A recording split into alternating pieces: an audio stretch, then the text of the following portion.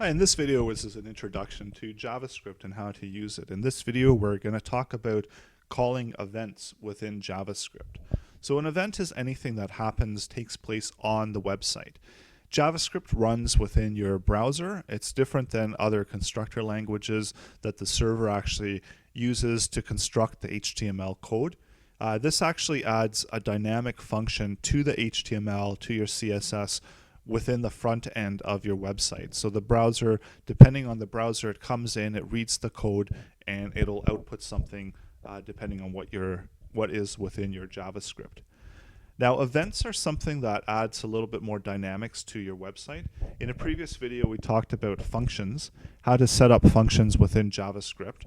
And we've set up a trigger for that function.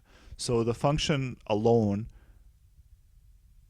we would be using it through the trigger.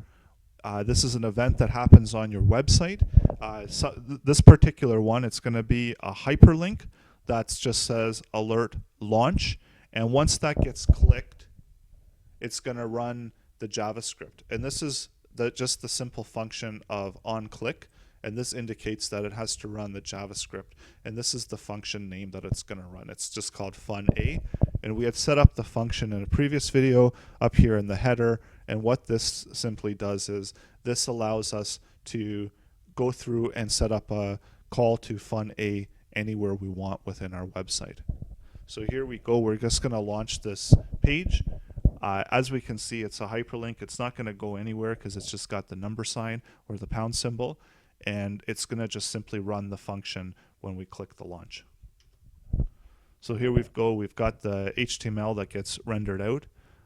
It just says alert launch. And once we click that, we see that the hello world pops up as indicated within our code.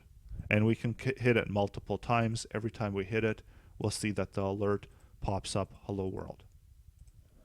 And that's the functionality of JavaScript and using events within JavaScript in order to get functionality and dynamic functionality within your website.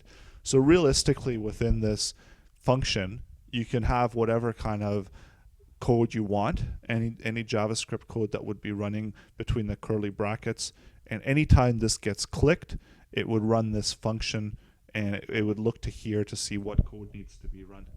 Thanks a lot for watching. We've got some more great videos coming up, so please subscribe, as well as we look forward to any comments or questions you may